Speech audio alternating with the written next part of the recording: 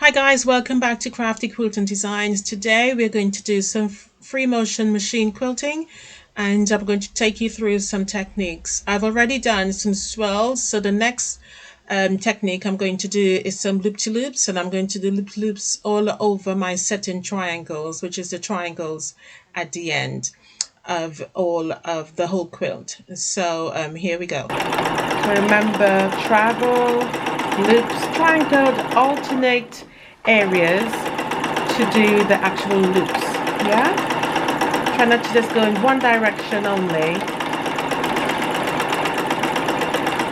So backwards, forwards, etc. in terms of making that loop. So one go right, one go left. Easiest way, so it looks, different rather than just like a trail. So there's a pattern all over, basically, is what you're aiming at. And I love the loop-to-loops. I think they're quite nice, actually. It's one of my favorite things to do because it doesn't give you a dense quilting. Gives you that space apart. So I love it for that particular reason. And I'm always stopping just to check. Even though you may think I'm not moving it, but I am looking and smoothing out where I am, making sure the quilt itself. And another thing that happens as well, you always find sometimes your backing fabric is tucked under. So just double check, making sure there's no lump there and everything is nice and flat. You would have to unpick it. That's not something you can disguise. You would have to be unpicked. So ask me how I know that is because, yeah, definitely it's happened to me. And like, for example, there I've just caught the thread on the edge. So what I have to do, and it's good that these things happen on camera. So if you are, doing this at home, you know exactly what to do. So I'm just going to loosen it. It may possibly unthread the machine, but loosen it there. Let's try so I can grab it very quickly, and I have. And these things does happen whereby it's literally caught the end. So I'm just snipping the thread underneath there to get out of it. Rather than do it off camera, at least you know how to get out if it does happen to you. So yeah, and this is all things that you experience when quilting. So this is nothing new. This is nothing to be scared about. It will happen to you, and just continue.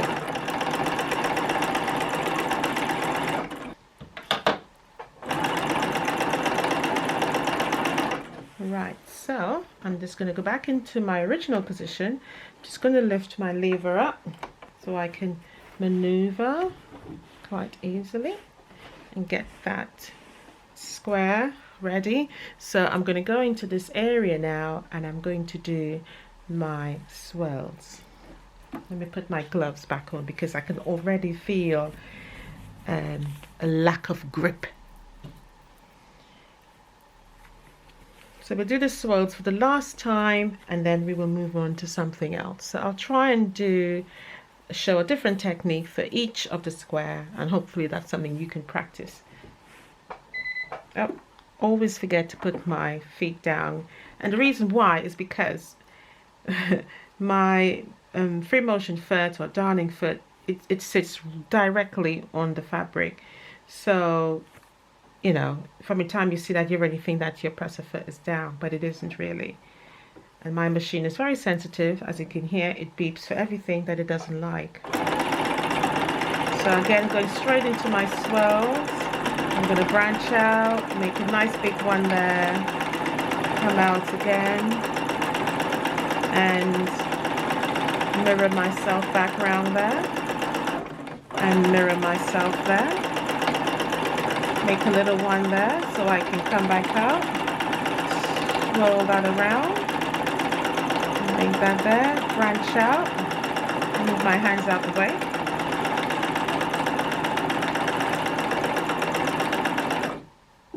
I'm just stopping to tuck this under because it can be quite annoying.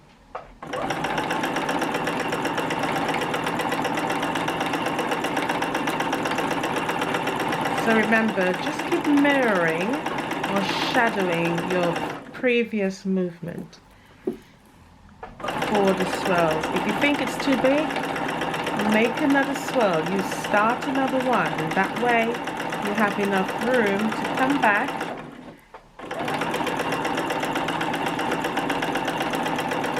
branch out, mirror yourself, go back. Remember, it's okay to branch onto the other side.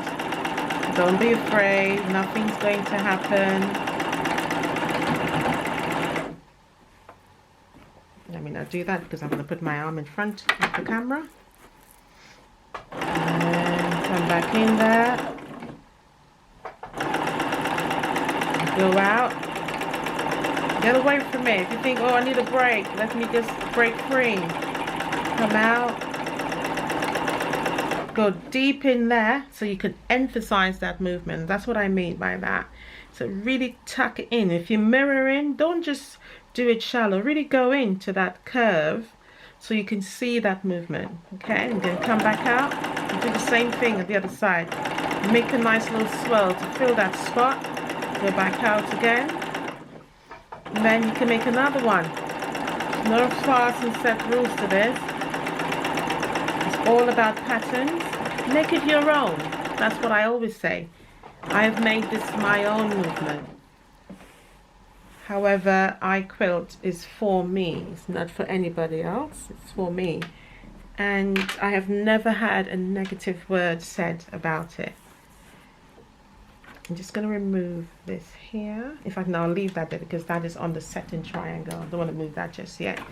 So there is a lot of tucking and, you know, tightening up when it comes to quilting on your domestic machine, which is part of it, really. You can't get away from that. I'm going to mirror myself back out. And I've just slightly touched the speed, hence it's gone so fast. Oopsie daisy, it's still too fast. So even if you make a mistake, like I made a loop-to-loop by mistake there, all I'm going to do is go back over that loop-to-loop, and I'm already in my setting triangles. Move on to my loop-to-loop there.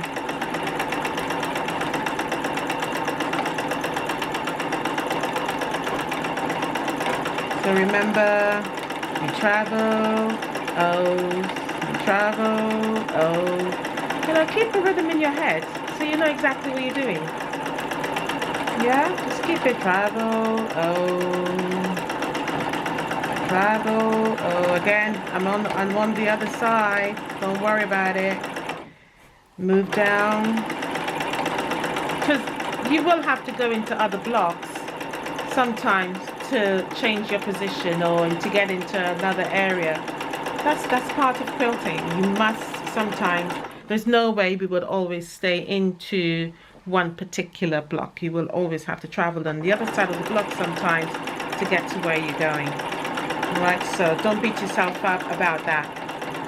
So I'm just going to continue finishing off these loops here on my setting triangle. Go all the way down. I'm going to try and find my way up back there so I can get back to my original place where I was with my loop-to-loops before I started that, and continue with my swirl. So again, I'm going to branch out, make a nice big swirl, nice and tight, come out, make another one. I'm going to mirror that movement so it looks like a backward, so you can see it already. Swirl there, tap it in, come back out.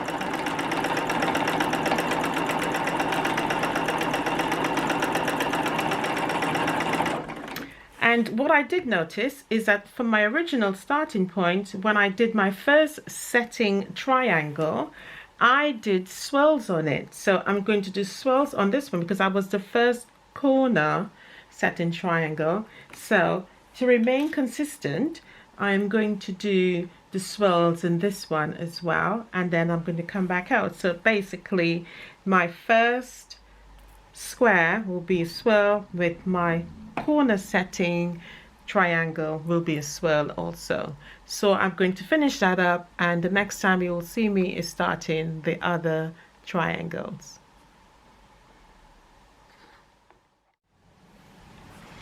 Okay guys, so we're going to do some our glasses or number eights, whatever you actually call them. My brain relates to it as an hourglass, but realistically, it's a number, an eight that you would write for an and signs, you know, so that number eight sort of with a little tilde at the end. So I'm going to leave this block out here at the bottom, and I'm going to do 3 rows. So I'm going to start on this light pink and go up and touch and come back down and make that 8, and then go up and touch back down every time. So I'm working in between this bright pink and the pale pink at the top, but I'm leaving my grey free. So I'm just going to get my needle in exactly where I want to start, and you need to find where you think you'd start to do your number 8s, and then you just get going really. So the line blocks, or I should say all the horizontal and vertical lines, I will do those number 8s for them. So my objective is sort of each block I will do the similar pattern, but different patterns, if that makes sense. Anyway, here we go. Get my presser foot already. I've kind of stretched it out. And yet again, I still keep forgetting to put my presser foot down. When will I remember? I really don't know. So I just seal those stitches in, get my needle down. And usually I move it away, but I will take care of that a little bit. So you go down, come back up, touch that line. Remember, you have a guide. Even if you go over the guide, don't worry about it.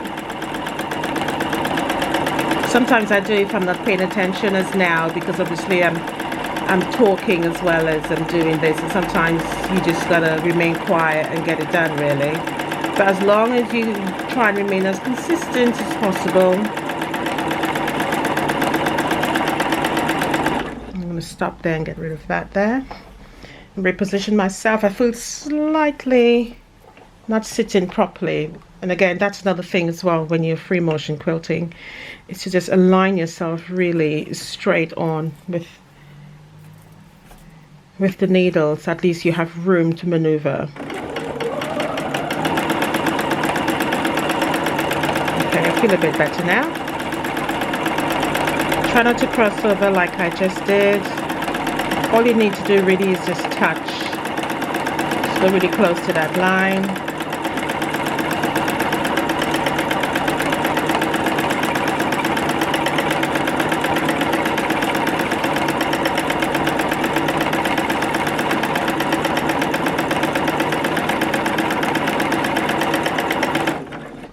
Okay.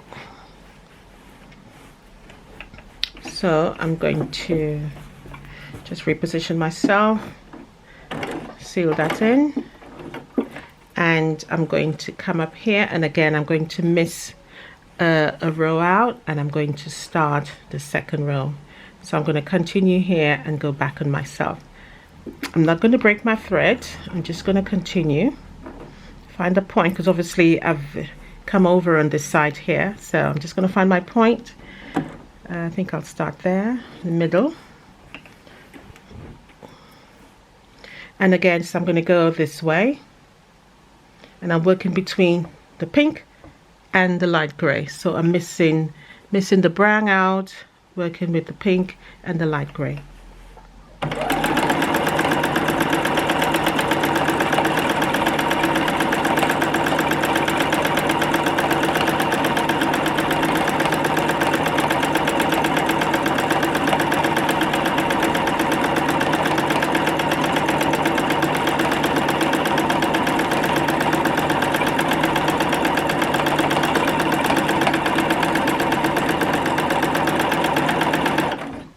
Going to tuck this in now. Working with lines, vertical lines, etc., or even squares, it's a really good way to practice your free motion quilting. It just really sets you up because you have guidelines. in the sense that you know what you picture in your head of what you're working with, so it really sets you up to get it right. So as I said, working with lines or grids is a good way to build your confidence.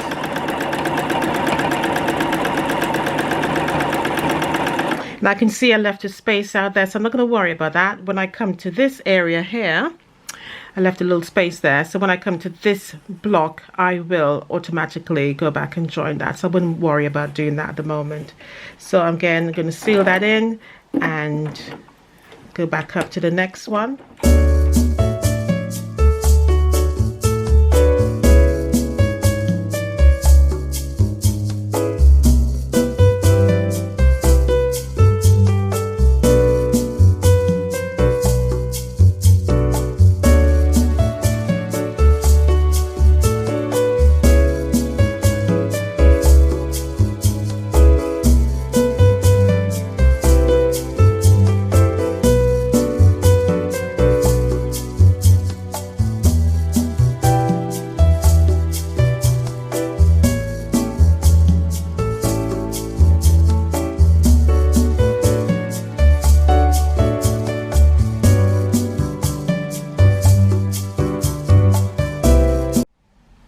So for the grid lines, I'm going to do sort of wiggly lines. So I'm going to leave probably a couple of blocks in between, and I'm going to go up and down, sort of a snaky wiggly lines, but I'm going to remain consistent in between, say, 3 grid lines. So I'll leave one space at the top because I don't want my quilting to be too dense. So I'm going to leave probably a space at the top and then start at the other. So there's a slight small grid there, so I'm going to leave that and then start at the other one and keep my squiggly lines in between 1, 2, 3 and work my way down, and again miss a block and continue. So hopefully I should get about 3, I would say about 4 to 5 within this block here, because I don't want it too dense. So let me roll this up. And you could clip this as well. You can get a clip and just clip it, which I'll probably do in a sec, because sometimes it does roll down. But if it's, you know, if it's not too bulky, then and you can handle it, that's fine. But if it's not giving you any problems, leave it. But if it is, then clip.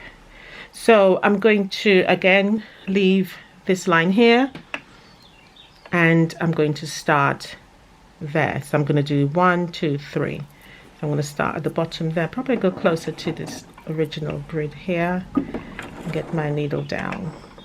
That's it. So I found my position and I'm going to get started. I'm just going to stop and get rid of that there. Remember, cut nice and flush.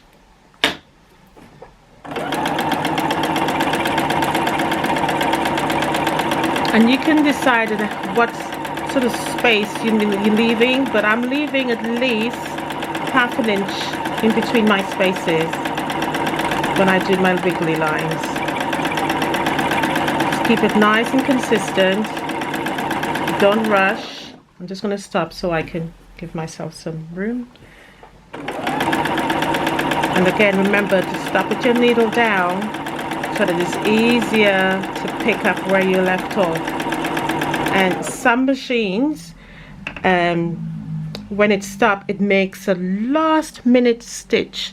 So don't move your hands, stop and just wait. Once that machine is stopped, then you can move your hands. And I'm literally moving my hands pretty slowly, so my stitch length in the free motion is a little bit tiny, but you can fix that and change that. All right, so again I'm going to put my needle up, come down,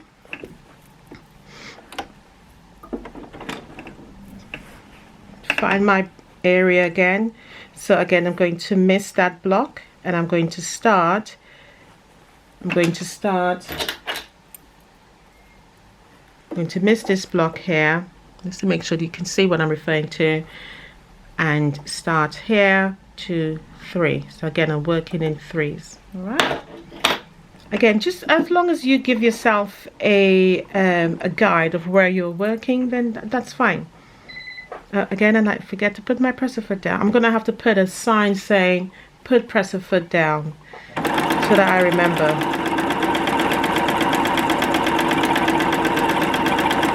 So up, remember, keep your space consistent, about 1/4 inch, and just keep going. If you need to adjust your hand, remember to stop, adjust yourself, get your body position right, relax your shoulders,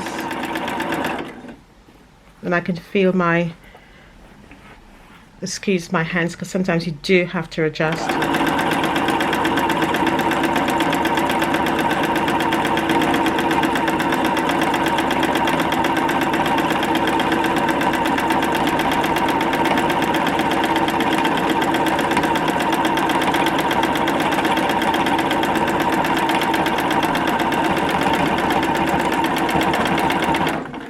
Okay.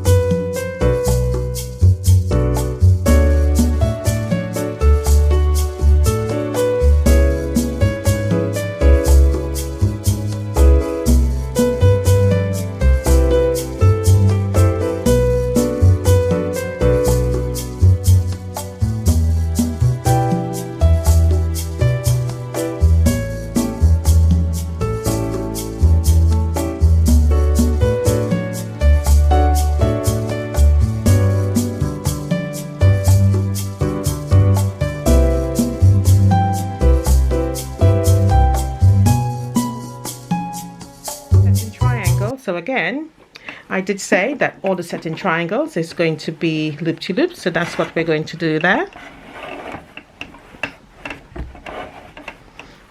Again, readjust. Just remove my pins.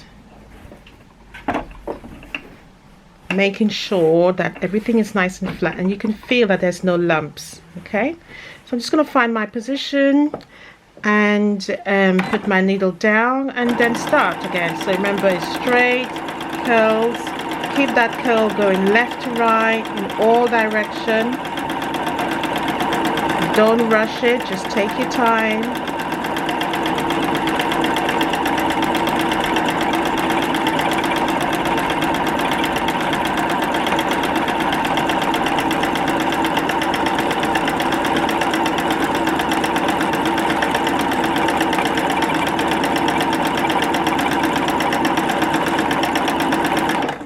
To stop so I can adjust myself.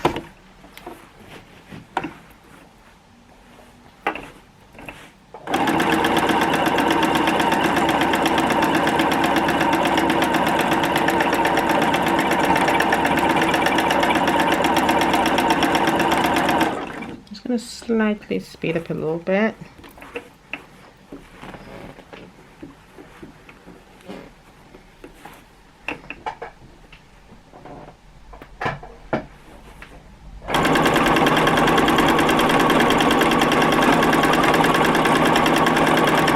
I find that my machine stitches a lot faster and better when it's going fast.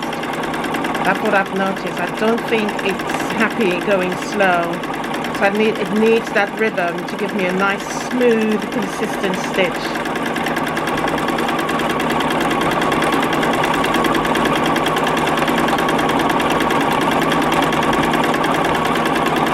I'm going to veer off there. Okay guys, so I'm going to do some loops with some stars. I've started already, so I'll just do the square and then we'll move on to another free motion quilting. As I said before, I'm just trying to do different ideas or different sewing patterns within all of the squares, just to give a bit of variety. All right, so here we go. So again, I'm making my loops. I'll probably do a couple of loops before I branch off or stretch out and then go across. And I always come back to the middle and go up again, go back to the middle and come across, and then I go back and then I branch off and make my loops, make another loop, and again do another star. So again, go to the middle, always come back to the middle to move on to my points. Then I come off again, make my loops. So I always do my loop one way and then the other way. And again, start at the middle.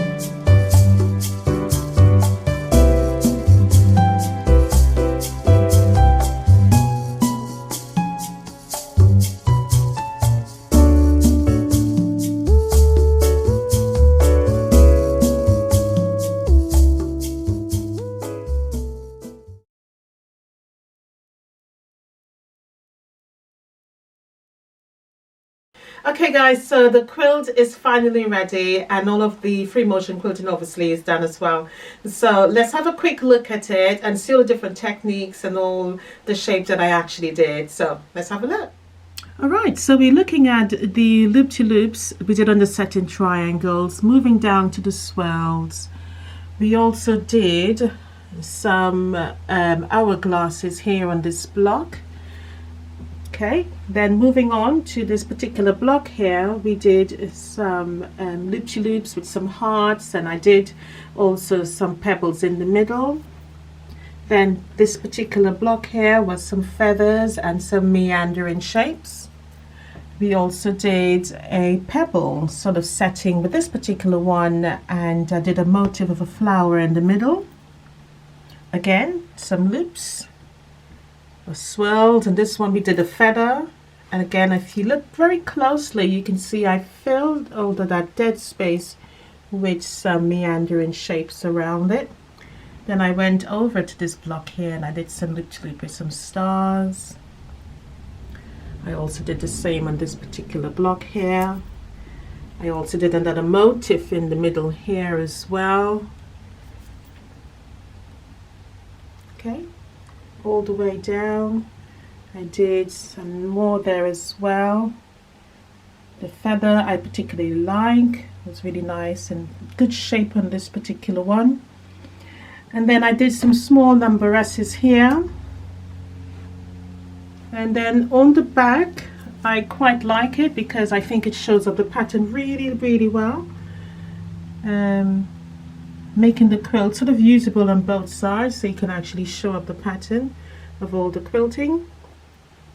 So this comes to the end of our free motion lesson. I hope you had a good time. You've learned some new techniques and some ideas of how to quilt. And I hope you have some good experiences. So until next time, happy quilting. Okay guys, so if you enjoyed this video, please like, subscribe, hit that bell and let me know how you're getting on. Please share all of your ideas with me on Instagram and all your projects. I'd love to see what you've been getting on with. Remember, when you like, subscribe and hit that bell, you support the channel. So I'll see you then. Take care. Have a brilliant day. Bye-bye.